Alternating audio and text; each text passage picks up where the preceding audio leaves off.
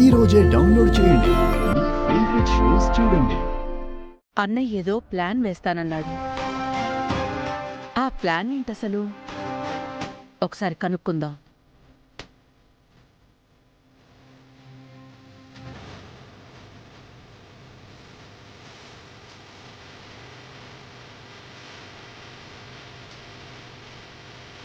అన్నయ్య,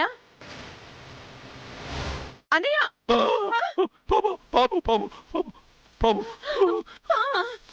ఎక్కడ? ఏంటన్నయ్య, ఏమైంది? పాము ఎక్కడ? అరే, తను చంపాలని పామును పంపిస్తే అది ఇక్కడికి వచ్చింది. ఏంటన్నయ్య, ఏమైంది? ఒళ్ళంతా చెవట్లేంటి? షాహు నా ఒళ్ళో కూర్చున్నట్టు అయిపోయింది. తానుంచి తప్పించుకోవడానికి నా తల ప్రాణం తోకకొచ్చింది. ఏదో ప్లాన్ వేశాను, చేసి చూపిస్తాను అన్నా. ఇదేనా నువ్వు చేసి చూపించటం? అవును, నా ప్రాణంతో ఆడుకున్న దాన్ని వదిలిపెట్టను రమాదేవి. తనంతా చూస్తాను. దాన్ని వదిలిపెట్టమని నేను చెప్పలేదు, కానీ అలా అని అంత ధైర్యం చేసిన దానికి ఇక్కడ ఉండడానికి అవకాశం ఇచ్చిన వాళ్ళలాగా ఆ ధైర్యం ఇచ్చిన వాళ్ళకి మన మీద అనుమానం వచ్చేలా మనం ఏమీ చేయకూడదు. టైం చూసి కొట్టాలి.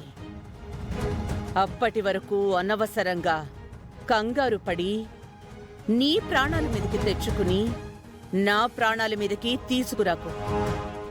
పని మనిషిగా ఉన్నప్పుడే అది ఏ పని చేసినా నన్ను ఇబ్బంది పెడుతూ ఉండేది. ఇప్పుడది ఈ ఇంటికి అతిథి అయిపోయింది. చూడాలి, పద్ధతిగా దాని అంతు చూడాలి.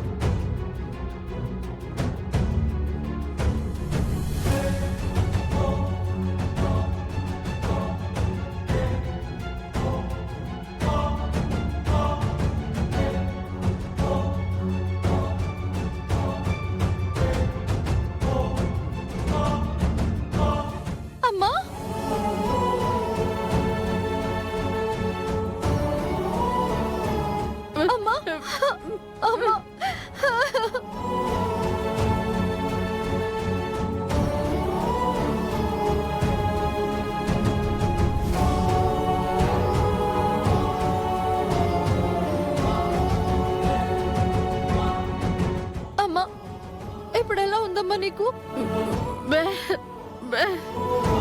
ఇక ఇబ్బందేం లేదు. ఇంటికి తీసుకెళ్లమన్నారని డాక్టర్ గారు చెప్తే అయ్యగారే నన్ను వెళ్లి తీసుకురమ్మన్నారు. అమ్మకు నయమైపోయింది.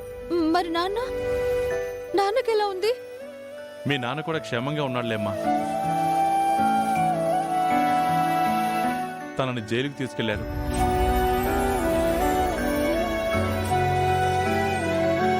ఇంకో 4 రోజులు హాస్పిటల్లో ఉంచినా బాగుండేది. జైలుకి వెళ్ళినా మళ్ళీ అవే ఆలోచనలతో ఏం చేస్తాడో. అలా నువ్వు భయపడాల్సిన పనే లేదమ్మా.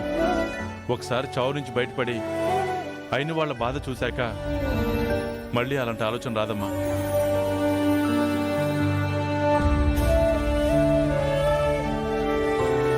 ఏమ్మా, నాన్నతో పాటు నువ్వు వెళ్ళిపోవాలనుకున్నావా? నీతో పాటు నేను వచ్చాను కదమ్మా. నిజంగా అన్నింటికి చావడమే పరిష్కారం అయితే నీతో పాటు నాకు కూడా ఒక ముద్ద పెట్టు.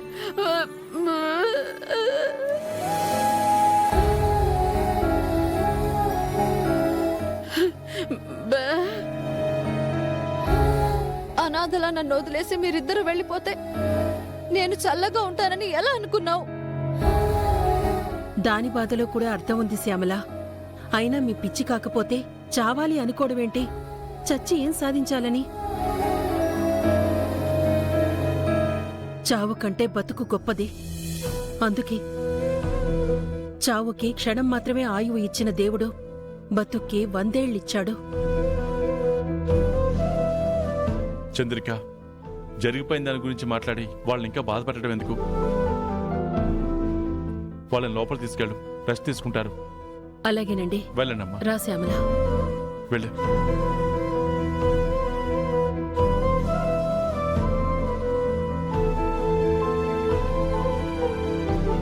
అమ్మ చామంతి, అమ్మ చెప్పింది కదా నేను బాగా చదివించమని.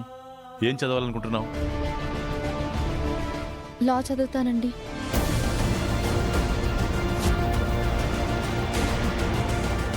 అదేంటమ్మా, మరో ఆలోచన లేకుండా లా చదువుతానంటున్నావు? చిన్నప్పటి నుంచి లాయర్ అవ్వాలని ఆశ అనేది? లేదండి, చెయ్యని తప్పుకి మా నాన్న ఎప్పుడు నేరస్తుడయ్యాడో అప్పుడే నిర్ణయించుకున్నాను. వస్తాను అని నమ్మకంగా చెప్పి చివరి నిమిషంలో రాను, మరో లాయర్ని చూసుకో అని ఒక పెద్ద లాయర్ గారు అన్నప్పుడు ఇంకా బలంగా అనుకున్నాను. ఒక అబద్ధంతో బయటికి రావాల్సిన మా నాన్నని లోపలికి పంపించినప్పుడే ఏది ఏవైనా లా చదవాలి, ఆ నల్ల కోటు వేసుకొని న్యాయం వైపు నిలబడాలి అని పట్టుబట్టాను. నల్ల కోటు వేసుకుని న్యాయం వైపు నిలబడాలి అంటే నీ వైపు నువ్వు నమ్ముకున్న న్యాయం మాత్రమే ఉంటుంది. నీ ఎదురుగా సంఘ విద్రోహ శక్తులు, నాయకులు ఇలా చాలామంది ఉంటారమ్మా. వాళ్ళందరినీ నువ్వు ఎదిరించగలిగితేనే న్యాయాన్ని గెలిపించగలవు. చెడుకు లేని బలం మంచి చేయడానికి మాత్రం ఎందుకు సార్? నా కుటుంబానికి జరిగిన అన్యాయం మరొకరికి జరగకుండా లాయర్గా ఎవ్వరితో అయినా పోరాడతాను.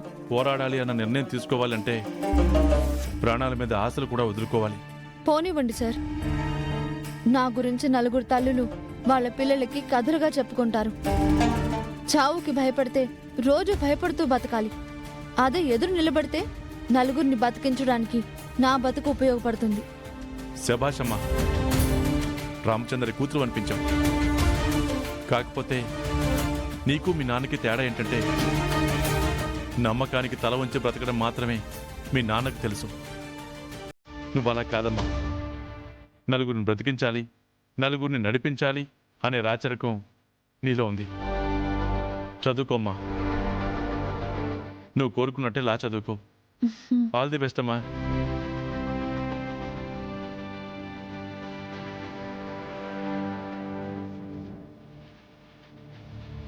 ధర్మ సార్,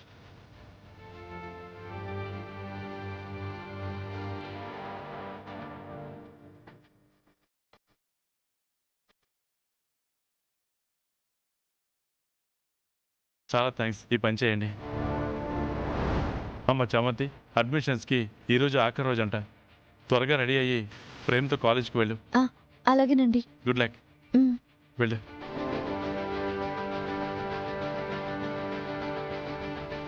ఆ రోజే అనుకున్నాను ఈ అమ్మాయి జీవితంలో గొప్ప స్థాయికి వస్తుందని. ఖచ్చితంగా వస్తుంది. గాడ్ బ్లెస్ యూ అమ్మా.